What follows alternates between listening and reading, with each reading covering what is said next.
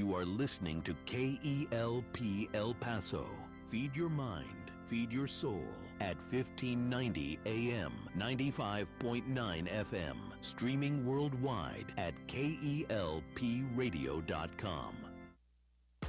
915 Talk is a production of Desert Voice Media. You can visit desertvoice.media to learn more. 915 TALK. The world is looking at El Paso. What will we say to the world? From the KELP studio in El Paso, this is 915 Talk. And now your host. Good afternoon, beautiful citizens of the borderland. This is 915 Talk, and I am your host, Andy Frecka. And today we are broadcasting from the heart of the world's largest borderplex. We're here at the KELP studio in El Paso, and we have Mac Daddy Del Norte on the board. Mac Daddy, how you doing this afternoon? Hello. I'm doing good, Andy. How about yourself? You know, my vocabulary is sadly poverty-stricken because I am unable to fully describe the wonder, the joy of this educational journey that we have embarked upon each and every weekday afternoon as we learn to love our city, love our neighbors, and give God all the glory. Definitely. And so today, Mac Daddy Del Norte, we do have a very special guest. Oh, yeah. How so? Do you know why he's special? Yeah, I believe I do. He is special because he is... What's happening? What is this? Oh, we have breaking news, Andy.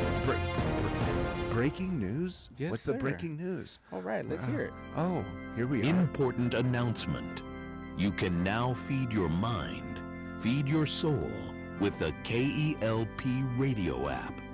Listen to your favorite Christian teaching and talk programs on your smartphone from anywhere in the world with the KELP radio app. You can download the app on your app store now. Oh, wow. Are you saying that KELP radio now has an app? Yes, we do. We have an app. That's big news. What should people do about that information? Yeah, definitely. So if they haven't downloaded it already, they can go to their iOS store or their Google Play Store. Okay. Depending if they have iPhone or Android, and they can just search up KELP Radio and just download the app. It's totally free. And then they can feed their mind and feed their soul. Yes. Yes. I have a fun story. Today at the station, this man comes up and he rings the doorbell. And I said, "Can I help you?" And he was working out in the street out in front of the station. Oh, wow. And he said, "I have a problem. I love listening to your programs on Saturdays. But he lives in San Elizario, and he said he's not getting a good signal." Okay. So I helped him with the app. Oh, Yeah. nice.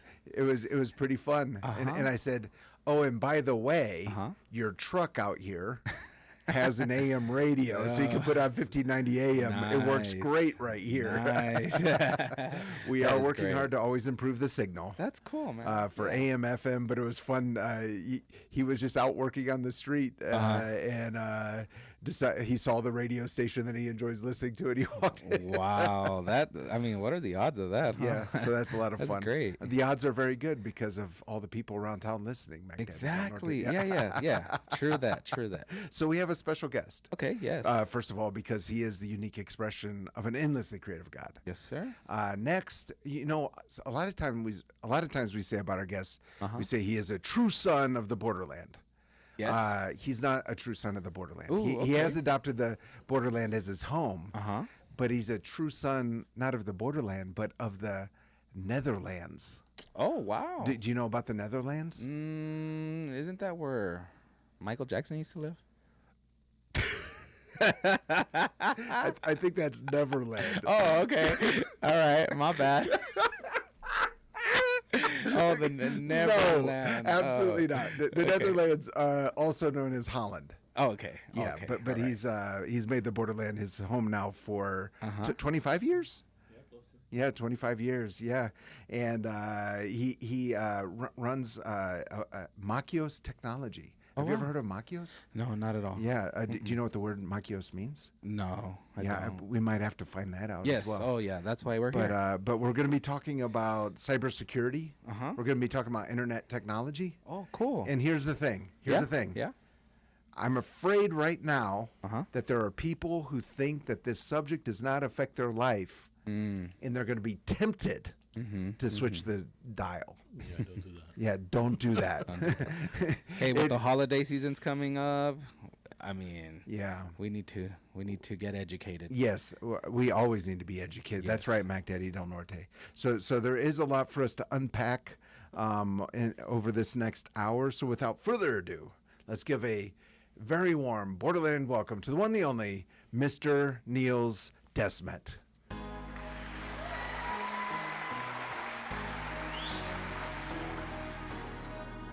Nils, welcome to 915 Talk. Good to be here. Thank you for the Yeah. invite. Yeah, so we have a lot to talk about with cybersecurity, all these kind of things.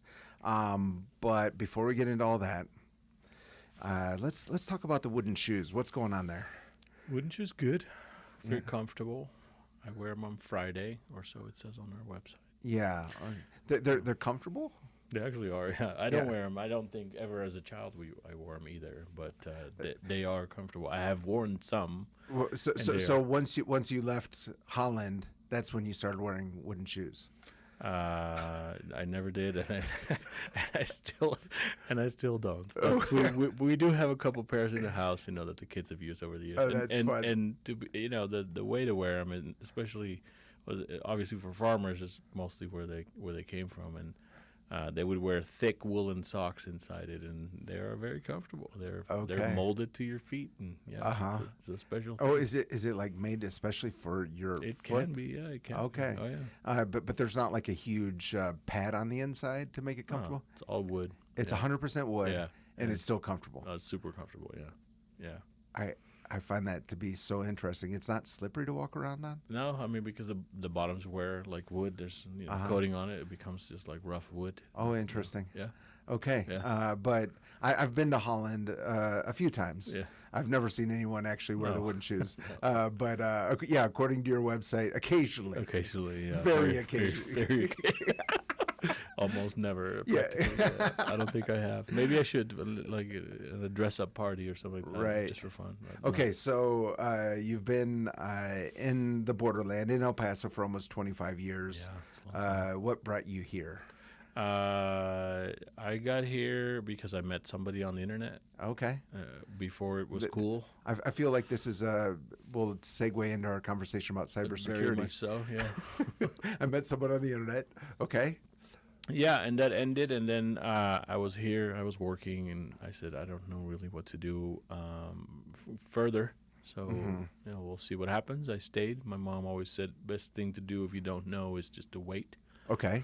and answers will come. Now it makes a lot more sense than it did 20 years ago, obviously, but yeah, stayed around and said, well, we'll make the best of what we have, and, one thing turned into the next, and yeah. So it was 25 years later. Love brought you to the borderland. It did. Yeah. Yeah. Okay, so you're from Europe. Yeah.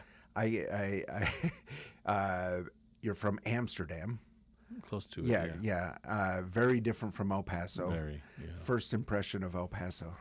I had no words. I was lost for words. I was like, what happened? Where are the trees? Where's the grass? Where's the canals? water? Yeah, the water.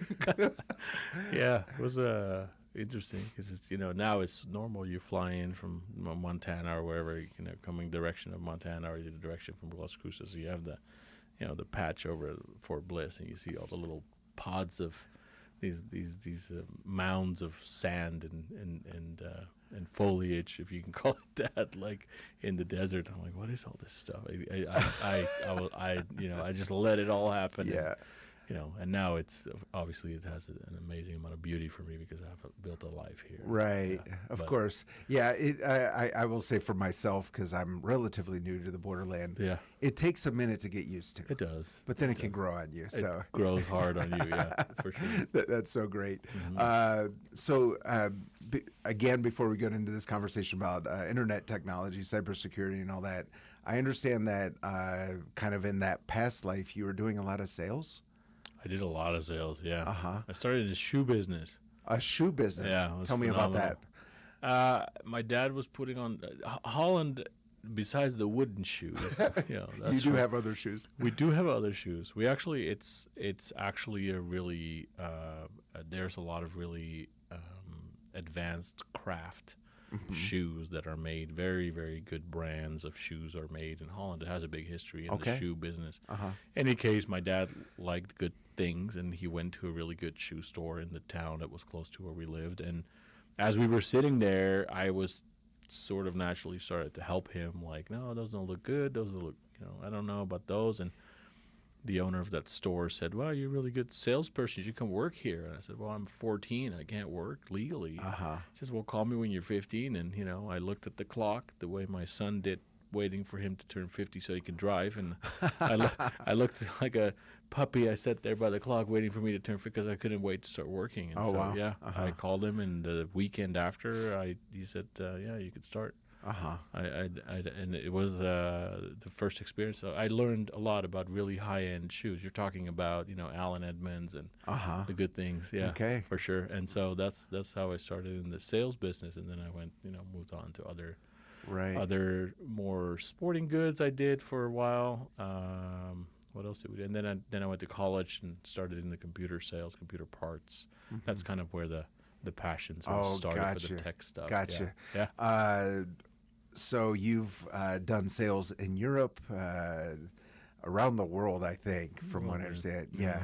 And now in the United States, what's one difference between selling to Dutchman and an American? That's a difficult question. I don't even know where to begin. Yeah. I think that American people, actually, let's reverse it. I think the Dutch in general, because we're such grounded people, it's very practical. It needs to make sense. And I think the Americans are a lot more less demanding on certain things. I think here in the borderland it's actually interesting because I think a lot of people are here very conscious of price. They're very aware of like how much does something cost and why is this and that, and like they ask questions. In other parts of the country it's actually very different. Even here, and we do some stuff in Dallas, it's already very different. So to say like what is it like in America, even in America is like different experiences all over the place. But the Dutch are a little bit more, I would think, from what I recall, a little bit more practical about pricing. And, I want to have things explained. And it needs to want make all sense. the specifications. Yes, sir. Just like me, when I shop for stuff, that's what I ask. Hey, what's this? Right.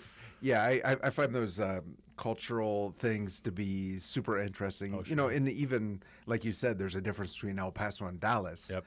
And I think having that international experience like you've had helps you to slow down a bit and listen to the person you're talking to and kind of observe a little bit what's concerning them so that you can provide what they need. Oh, sure. And, and I got people selling to me all day long, and it's very different when they're from New York or when they're from El Paso or when they're from Dallas. It's so up north, they're hardcore there. Right. So super fun. So then you got into computers. Yeah. I got computers in college. Okay. Selling parts. Computer parts. It was awful. I didn't understand any of it and had people teaching me, but I had a knack for it. I was interested in it, so I started learning pretty quick. For me, it was more like, selling was more interesting than the computer parts. And then I just kind of, I got a passion for it, if you will. Like, just thought it was interesting. It was pretty cool, and got into music and got into a little bit of techno music, and so you needed sound cards for that, and started like tinkering with all of that, and eventually, got my computer and started doing stuff for college. Lots of program things that we had to figure out how it worked, like Excel, and definitely not as cool as it is today. It was a lot of hard labor trying to figure all that out. But that's it's kind of where the beginnings are for us in the tech space. Yeah. Gotcha. Okay, so fast forward, you now are the founder, the owner of Makios. It's Makios. Yes. The website is Makios, Makios.com. And it's if you go on the webpage, the first thing I see there is cybersecurity. Yeah, that's a big one right now. And when before we went on air, I kind of mentioned this idea that I think for a lot of people, they assume that cybersecurity is a need for everyone else except for them. Yeah. Unfortunately, that's the belief that people have, and then nothing can be further from the truth. Yeah. It's a subject that it's for many reasons, not just a concern for myself, but also I think if people knew what I knew, they'd pull the plug on everything pretty much at this point. At least, yeah, for sure. Go live in a cave somewhere. Yeah, if you really don't want to have to deal with anything, that's probably the best way to do it. Is just unplug. But we can't anymore. I mean, we're connected now. To take it out. We are definitely in this world. For sure, for sure. So I do want to talk about some of those dangers that are out there. Yeah. We'll dive into that. We're going to be talking about how it can affect your business, how it can affect your family and your church. We have a lot of church-going folks who listen to this program, and it would be naive to think that it does not affect your church. So I hope that our listeners will stick around for this whole conversation. I believe this to be so important. Before we get into that part of the discussion, we are going to go into a break. And if you're just joining us, we're with Nils Desmet of Makios Technology, Makios.com. He is originally from the Netherlands, but now he's in the borderland for 25 years, and he's running Makios. Before we go into the break, this is your daily reminder that 915 Talk is a production of Desert Voice Media. The website is desertvoice.media, and if you go there, you can listen to this or any previous 915 Talk conversation. We're so grateful to each and every one of you who join us in the afternoons as we learn about our community, as we learn how to serve and give God all the glory. We're going to go into a break. Do not touch that dial. We'll be right back. Don't touch that dial. 915 Talk is listener supported and is a production of Desert Voice Media. That's right. It's people just like you who make this program possible.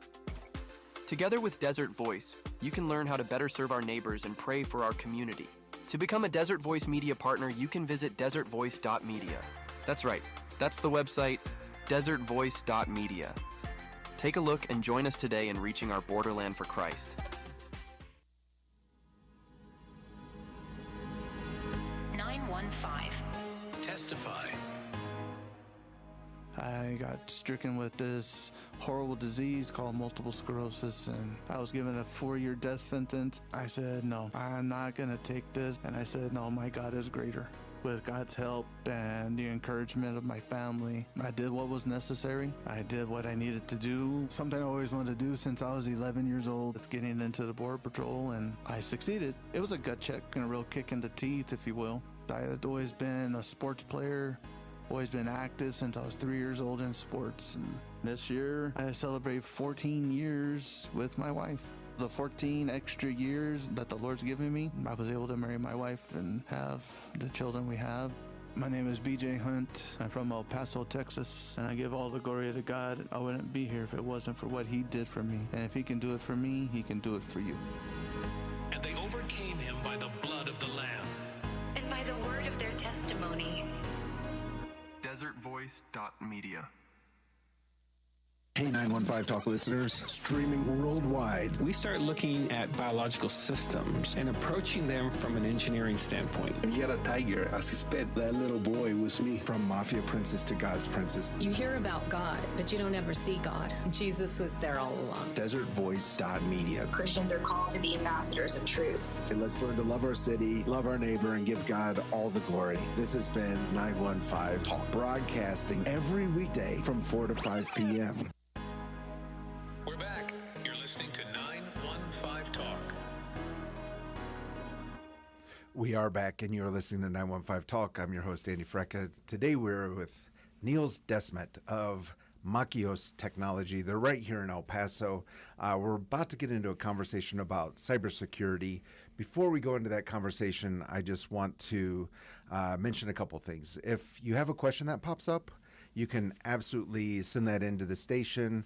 You can do that a few different ways. The two easiest ways are you can go to KELP Christian Radio on Facebook and comment on our live video that's being broadcast right now. That's right. You can actually watch the radio in the year 2025. The other way is if you have the KELP Radio app, you can send the question through the message the studio button, and I get that question right here on my computer. Having said that, everything in this program is for informational purposes only and is not to replace the advice of a specialist who understands your situation, the specifics of your situation. We talk about that a lot on this program. It requires humility.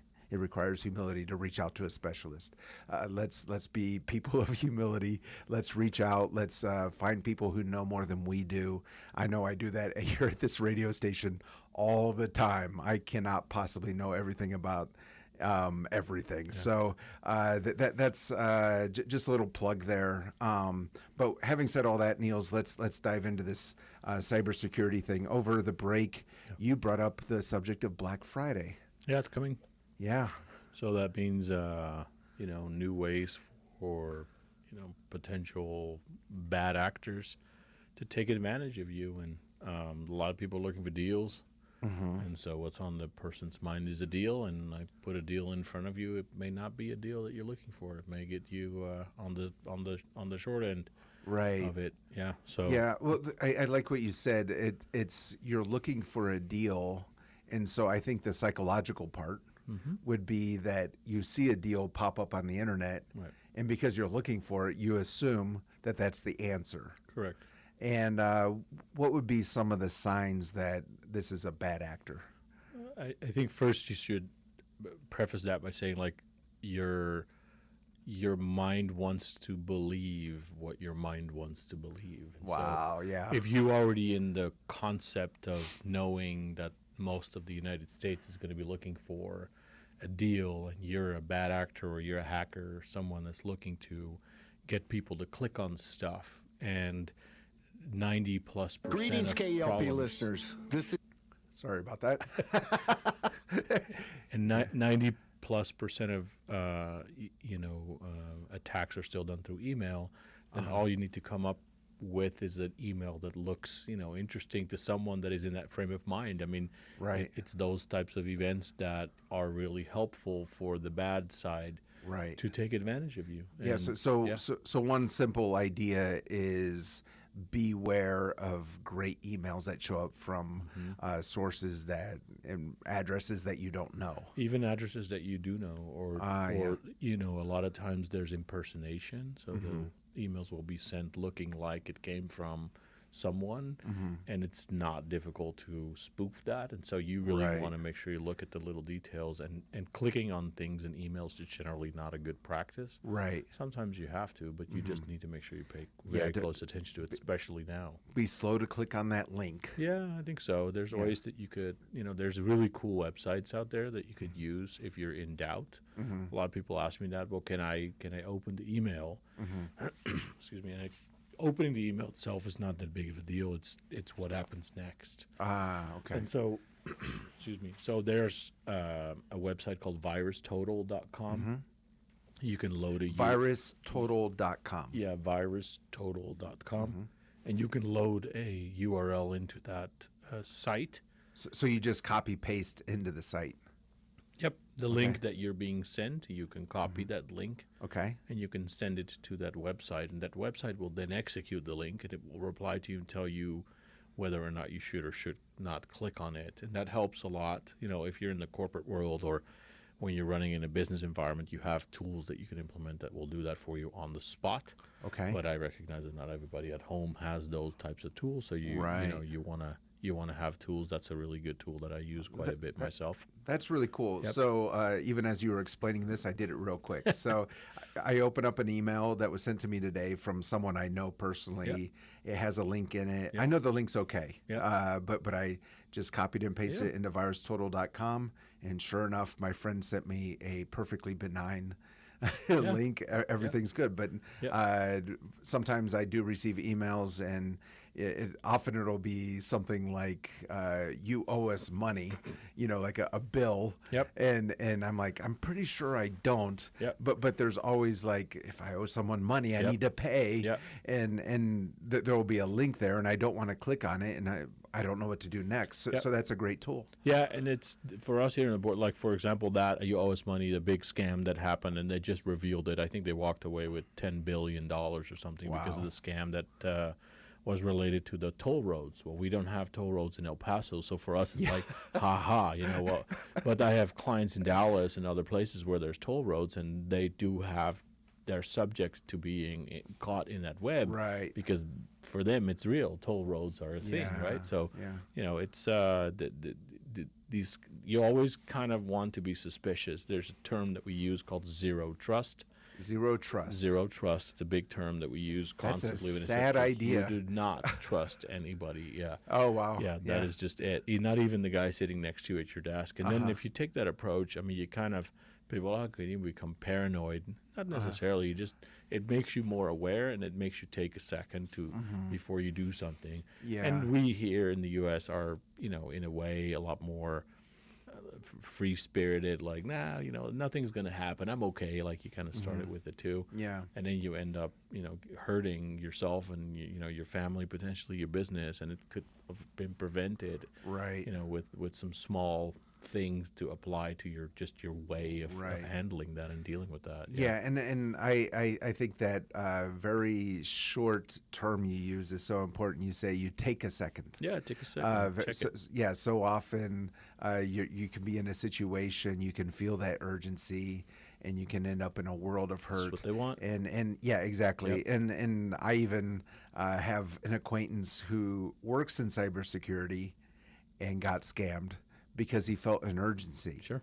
And got scammed out of $1,000. Yeah. Kind of a crazy situation. But we have to remind ourselves, even if we live this life of, like you said, zero trust, which I understand to be slow down for a second and check it out. Yeah. Even if you're living that life, just reminding yourself you're still human. Oh, yeah. Yep. And that's maybe one of the best safeguards to have out there. Look, you're human, and there are things that happen in the mind of any person that can trigger a response. And that response could be, you see it now all over social media. Politics is a great example. There's elections going on, and everybody's saying this and saying that. I saw the video the other day of somebody that said this happened with the ballroom thing, and this happened under Obama, and we as human beings react to that, depending, regardless of who you vote for, what you like, what you don't. You have a response. Either you're like, oh, that's really cool, or oh, that's wow, this is bad. Yeah. Let me check it out. Yeah. And there you go. There it is. And it's so easy nowadays to find out what that is, because all you need to do is turn on YouTube, the news, look at a couple of and you'll see what's on people's mind. And those are the times and those are the events that you should be very, very much aware could potentially, have something embedded into them that you didn't want. To just take advantage of that situation as a hacker is an easy target. Yeah, it's almost, it's interesting. These conversations about cybersecurity kind of almost always evolve into a conversation about human behavior. Oh, sure. It is 100%. It's all psychology, yeah, sure. Exactly. So just being aware of the way you're feeling, the emotions you're feeling, all those things play into it. It's not just about a computer genius in a basement somewhere in a third world nation trying. It has a lot more to do with human. Or it has a lot to do with human behavior. Yeah, and there's real money at stake. It's a business, don't make no mistake that these people are not doing it to ruin your day. There's an objective, and the objective is for the most part financial. Right. Or it could be political, where they're taking down an organization. But we're not talking about those kinds of things, because those are targeted towards other parts of life. But, just the day-to-day person, it should be on your mind that anything that touches the internet could potentially be dirty. And by that, it could be infected. It could have a different intention. There's all sorts. So when you apply a zero trust policy to your life, and you just say, let me count to 3 before I act, even that already does can make a big difference. And it happened even to me too. Like, and I'm in this world and I see it, and I get this email and I look at it and I'm like, son of a gun. Like, what happened now? What is this now? And in the moment that I clicked it was the exact moment that I was like, oh no, and so it's so simple for you, like you said, you're a human being to react to something. Yeah. And that is exactly what the intention is. So it's those particularly that you want to watch out for. Hey, your account is about to get charged. Your Walmart account's about to get charged for an iPhone purchase. What's your first response? Well, what's going on here? Exactly. I didn't order no iPhone. Yeah. Click here to cancel or let us know. You're like, okay, and then there you go. It's that simple. Yeah. Okay, yeah, and I think it is a good reminder for us as we go into the holidays that adds an extra layer of emotion that the scammers are already planning for right now. Yes, right now. 100%. Yeah, so, okay, so you work with businesses, small businesses, big business, churches, nonprofits. When you look out there at the whole IT, the cybersecurity space, what are maybe some of the mistakes you see, or maybe not mistakes, oversights that you see in these different organizations? The oversight or the misconception maybe is that the amount of money that is needed to be protected is nothing more than an antivirus program. That's the biggest misconception. Okay. Yeah. So I think that world is 20 years ago, and people that still believe that are probably in for a rude awakening, because, as we expand, as the world grows, as things become more complicated, as AI has completely gobbled up what we do on a daily basis, I think that should be a budget item, on the pretty high on the top of the list. Right. You also don't have to go overboard, but you definitely need to be realistic that, there is money that needs to be spent in order for you to run an organization that is ethically responsible behavior, nowadays. And I think that that's one of the biggest, misconceptions, perhaps, where people think, well, I have email, I have an antivirus software on my computer, so I'm good. We're good. We're okay. I'm like, well, and then you have to educate why there's much more than what you know. Right. Because unfortunately, you don't know what you don't know, and that's what we're there for. So I think that's a big one. The other one, I think, also is that it's never going to happen to me because I'm just a little guy. Right. But everybody is connected, and so if you're connected, that means you're a target. Right. Okay. So if I go to the local, I'll call it the computer store, and I buy a computer, that is always on my mind. I need to also get an antivirus package. I'm talking about just for home or whatever. You said that's not enough. Right. What is enough?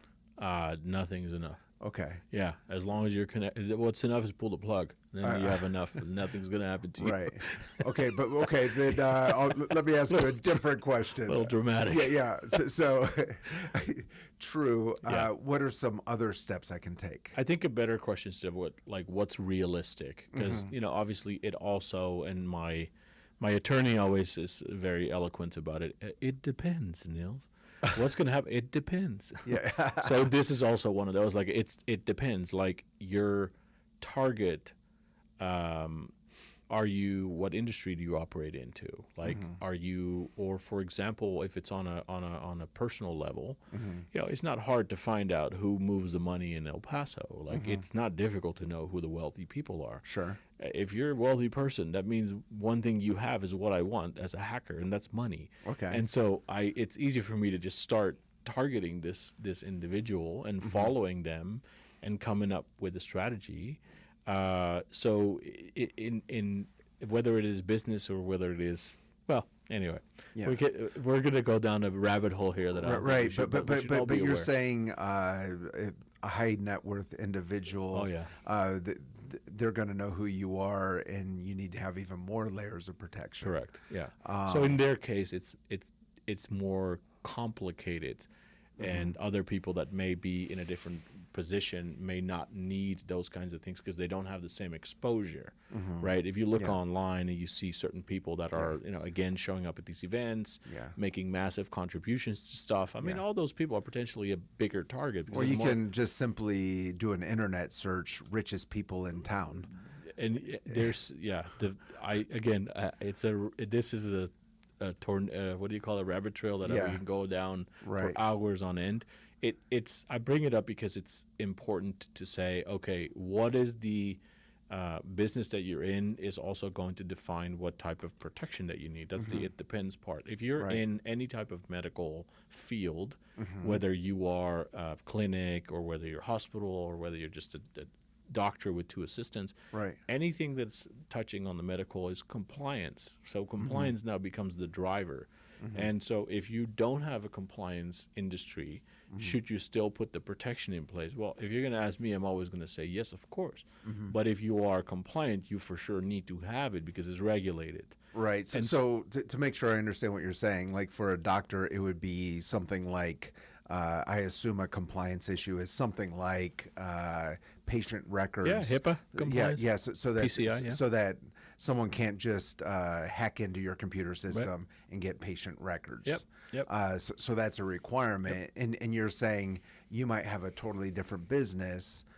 We'll just use barbershop. Sure. And you have your accounting and probably, I'm just going to guess, I have no idea. Yeah. But there's not as many layers of compliance for a barbershop as there is for a hospital. Correct. But what you're saying is you might have this small business that's not required to have the compliance. But will you still make the effort to be safe? Yes, there's where you get into saying what is the without going overboard on stuff, what is something that you should have? And there's a few base layers that I think any business should have. And then on the home side, there are things that Microsoft, I think, is one of the better ones right now that is helping with that you should implement and spend money on that can help keep you and your family safe. So I think that there's that in a personal level, there's that minimum, and then of course anything you do and above it is just helping you out.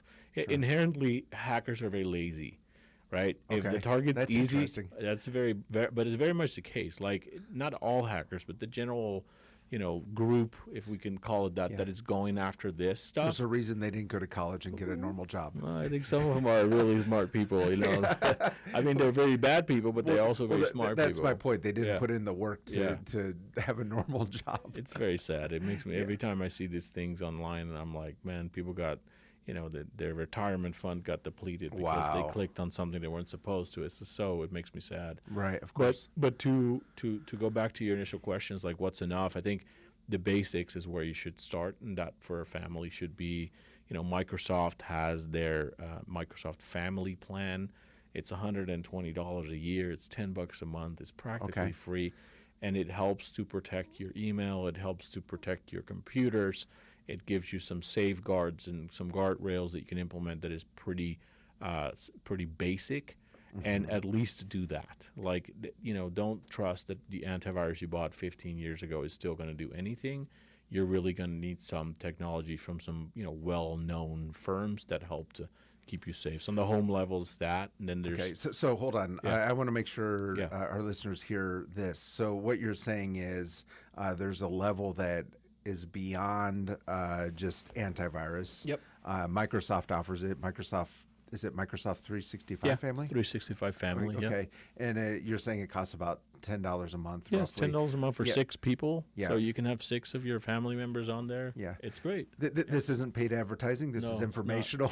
I get nothing out of it. I have no dog in that fight at all. But I think I need to advise people, and they ask me, and that's what I tell them. Yeah. And I'm saying, as the radio station, we also don't have a dog in that fight. But also, if I'm reading between the lines, what you're saying is, it's definitely worth finding a paid plan, whether it be the one we just mentioned or a different one, as opposed to looking for a free program that might not have quite the level of protection. Yeah, I think if you're going to start anywhere, you have to have some sort of a baseline, and I think that's an amazing baseline.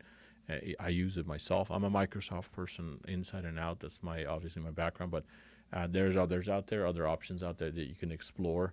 I find this to be the simplest way. It's kind of a set and forget, one stop, for everything that you need, both security and then the ability to, have other stuff that you may need or your family may need. I think that's great. Some parental controls are built in. Yeah. So cool. Speak into the parental controls, because that's something we talked about also off air. Yeah. Man. So I looked for that for a while. Just, tinkered around with applications. I have 2 young children that I obviously want to protect and keep off the bad websites. And so one of the things that I'm a big fan of is a product called Firewalla. It's a Firewalla. Firewalla. It's firewall with an A at the end. It's a group out of California, guys that are just incredibly skilled in their cybercraft. And it's something that you can, as a user, as a parent, with a little bit of technical skill, spin up, and they're just killing it. I mean, they're putting so much technology in these little devices, and it helps to keep your entire network safe. It's not just something you do on one phone, because we call it an endpoint. So the endpoint would be the phone, and your laptop is an endpoint, and your computer. All these are endpoints. And by doing it this way, you're basically protecting, like an umbrella, the entire network at the point where the internet, hits the house or hits the business. I wouldn't recommend it for businesses. It's not really meant for that. It's really a residential product, but it's phenomenal. And I really, what I'm seeing is far beyond what anybody else out there is doing. Okay, so I pulled up the site Firewalla. It's Firewall with an A at the end. Yeah, and what I'm seeing is you buy a device. Yep. And there's no monthly fee, which seems to be unheard of for anything. That's anymore. great. That's why it's great. Yeah. So you buy a device, you put it in your home, and it'll protect your home. Yep. You were also talking about parental controls. Yes, Is that part of this? Yes. There's no limits. It comes. You get everything. Okay. And so you could say certain people can do certain things and other people cannot. You can take your kids off of the applications. Like my daughter's not going to be on Roblox. Yeah, we're not doing that, baby. So we turn off the Roblox, and you can do it app-based. You can set timers on. You can create family time. There's just I am a big fan of that product, both because it gives me the feeling of comfort that my kids are protected, but also the alerts that I see. This device uploaded 500 megs of information to this website. Like, well, what is this? Like, what's going on? Sure. Ends up being the doorbell that is sending all the video feed to Nest or whatnot. But it's just a good way to take that step to control your home. Right. And it's affordable. It's one time. There's no fees, like you said. So I'm a big fan of that product for home, for sure. Very cool. Yep. Very cool. Yep. So if you're just joining us, we're with Nils Desmet. He's of Makios Technology. They're right here in El Paso. Nils was originally from Holland, has made the borderland his home now for almost 25 years. Makios is Makios.com. We're going to go into a break. When we get back from the break, we're going to talk more about church and small business and big business. But if you are interested in perhaps reaching out to an expert, you can go to Makios.com, or their phone number is 915-242-6800. Also, before we go into the break, this is the part of the program where we thank KELP Radio's impact partners. They're local businesses, nonprofits, churches, educational institutions that have joined us on our journey to serve our community. And today I do want to give a shout out to Caring Companions. It's home care, senior care service. If you have elderly loved ones or loved ones who are just in need of some help around the house, Caring Companions, EP.com. And I have friends who use their services, really, really great people. The founder, owner, Amy, has been on this program. She truly has a heart to serve those in need. Their phone number, if you're a phone number kind of person, is 915-307-6103. It's 915-307-6103. But you can find Caring Companions and all of the KELP Impact Partners by going to KELPradio.com and going down to that Impact Partners section. Again, thank you to all those businesses, nonprofits, educational institutions. We're going to go into a break. Do not touch that dial. We'll be right back. Don't touch that dial. Greetings, KELP listeners. This is Terry Gray, pastor of Calvary Chapel, Sun City, and speaker on the Summons broadcast heard each weekday at 5 p.m. right here on this station. Calvary Chapel, Sun City is located at 960 West Borderland Road on the west side of El Paso. We hold services on Wednesday evenings at 7 and on Sunday mornings at 9 and 11. If you are without a church home, we would love to have you join us for worship and Bible study. You can find out more information about us on the web at www.ccsuncity.org. Greetings, KELP listeners. This is Terry Gray, pastor of Calvary Chapel, Sun City, and speaker on the Summons broadcast heard each weekday at 5 p.m. right here on this station. Calvary Chapel, Sun City is located at 960 West Borderland Road on the west side of El Paso. We hold services on Wednesday evenings at 7 and on Sunday mornings at 9 and 11. If you are without a church home, we would love to have you join us for worship and Bible study. You can find out more information about us on the web at www.ccsuncity.org. 915. Testify. When I was 18, I was facing a felony charge of 5 to 20 years. Not only that, at the same time, I was diagnosed with a kidney disease called lupus nephritis. But if I tell you, but God changed my situation. It was in that moment when I was 18 where God had ended up canceling my record, sealing my record from everything I've ever done. And at the same time, a year later, he had healed me from the kidney disease. I'm here to tell you that God is a God of impossible, that God is a God of miracles. Amen. And if you put your trust in him and be faithful to him, he would impact your life in ways that you cannot imagine. My name is Joseph Heredia, and if God can do that for me, he can do that for you. And they overcame him by the blood of the Lamb and by the word of their testimony. DesertVoice.media. We're back. You're listening to 915 Talk.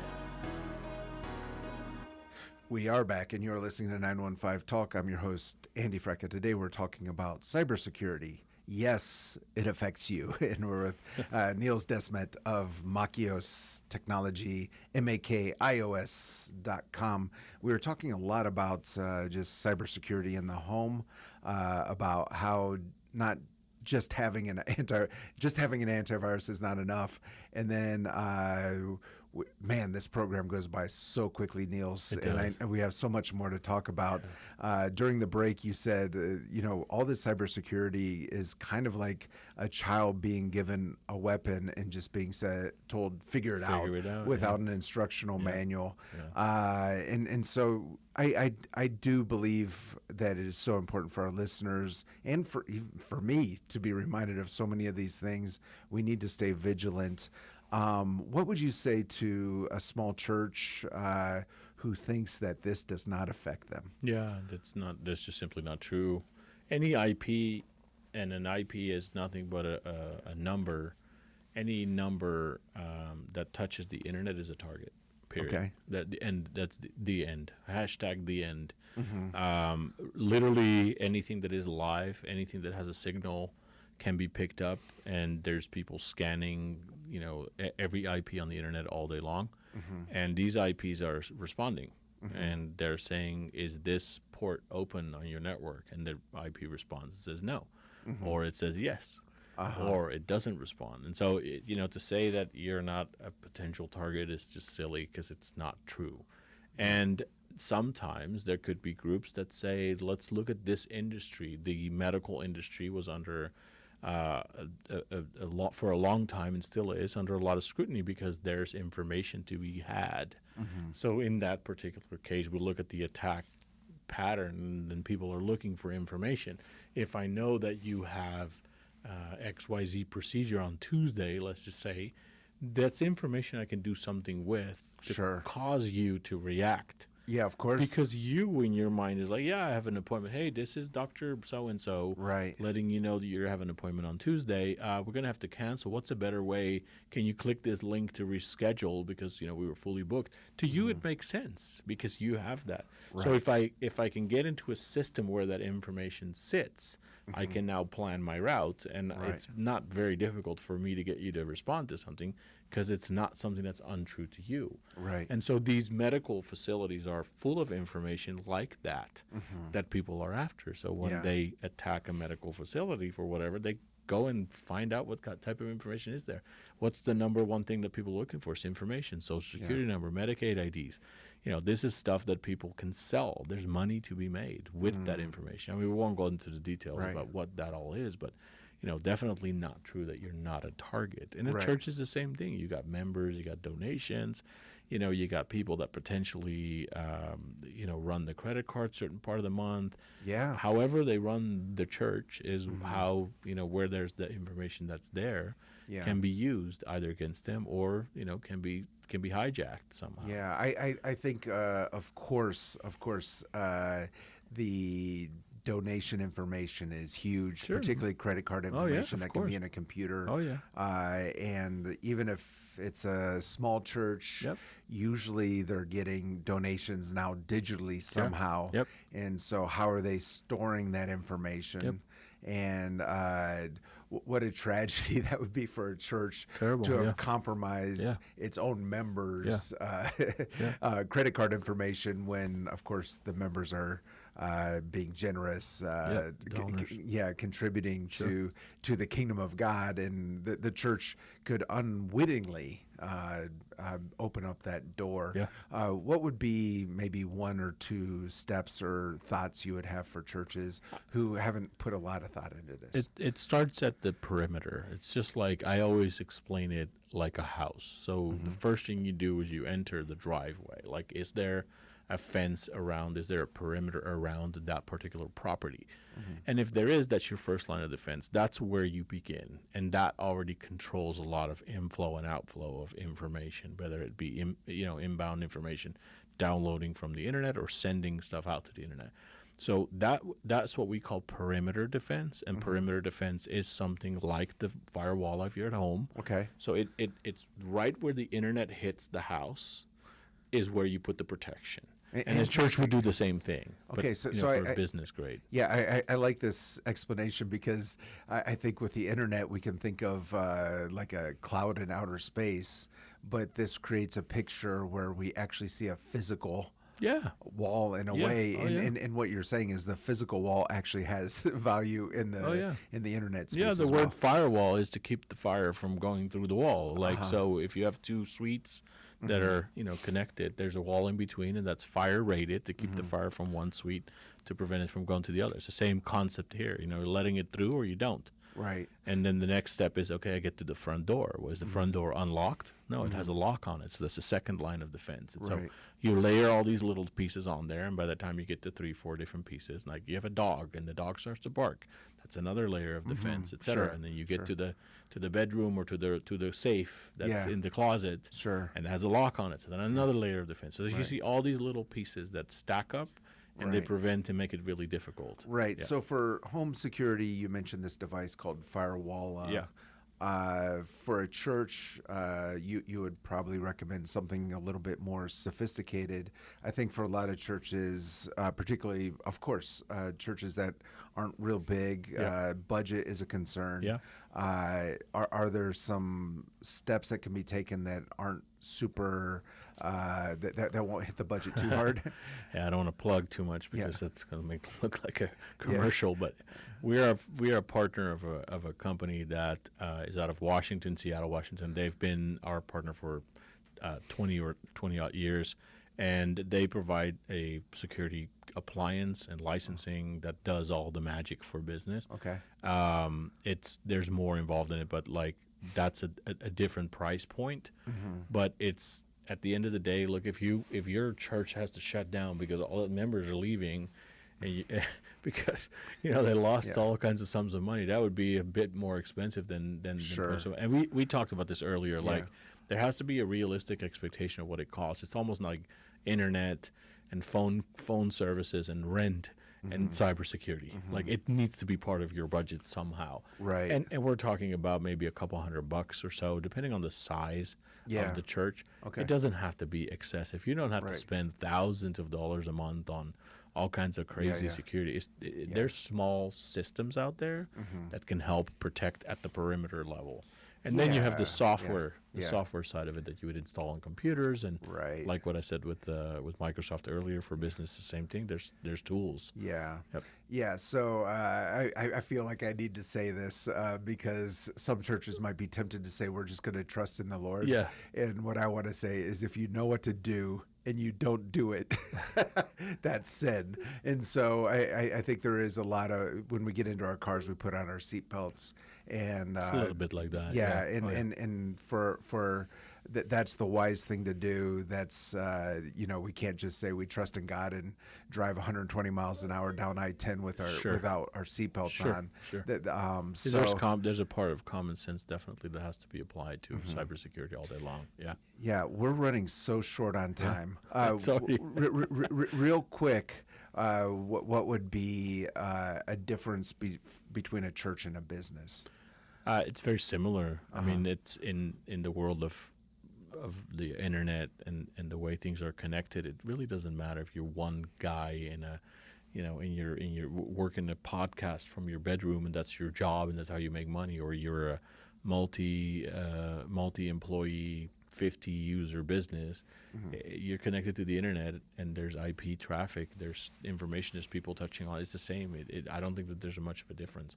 The only nuance is that I'm not in a regulated business, or I'm not a high net worth individual, or I'm not like that may change the approach a little bit, but it really shouldn't, because you should still be doing a lot of the same things, whether it's a small church or a company. Right. Absolutely. And kind of what you're sharing is, that there are options out there that will not put you in the poorhouse. No, it is definitely, And it's one of our pushes too, is like be realistic and have realistic expectation. It's not free, for sure not. That's not ever going to happen, because these people need to be paid that develop these systems that help to protect you. And there's also the component of too much security. There's people that overdo it. I'm like, you don't need all these things. You'll never have a purpose for it. So to find that middle ground and find a partner or somebody that or your IT guy or whoever, your cousin, your nephew, that can help you figure out which pieces work best for you. But zero is not an option. Right? Yeah, and you did not come on today to plug your own company, so I'm going to do it for you. Oh, no, you don't have to do that, please. I know you're busy, but it's Makios.com, Makios.com. But if you're unsure about these things, reach out to someone who understands and will walk you through that. And we're generally pretty happy answering some questions. We're just, our focus is mostly business, and then for the home, I do what I do and I share that with people. I think that's kind of part of our service, but we don't do it as a business. We don't support like residential clients. We don't do home. Yeah. Sure. Yeah. Okay, so Nils, we're less than a minute out. What's one thing you miss about Holland other than the stroopwafel? Stroopwafel is definitely on there. I would say fries and mayo. Fries and mayo. Yeah, oh no. Would probably be our weak point. Yeah. Hilarious. For sure. Okay, and what is one prayer you have for El Paso? Oh man, I pray that we stay safe, and I pray that we use common sense, and I pray that we're doing the things that we're supposed to do to protect our families and our businesses. That would be, you know, my prayer for this town, that we, you know, we pay attention to things. Love it. Yeah. Niels, thank you so much for coming in today. Really appreciate your time. Yeah, thank Hope you, we Andy, can for the get you invite. again Love sometime to. soon. Yeah, anytime. It has been so much fun, but more importantly, it's been useful. Yeah. As we always say, let's learn to love our city, love our neighbors, and give God all the glory. This has been 915 Talk. You have been listening to 915 Talk, a production of Desert Voice Media. In order to listen to previous editions of 915 Talk, just visit desertvoice.media. Let's learn together to love our city, love our neighbors, and give God all the glory.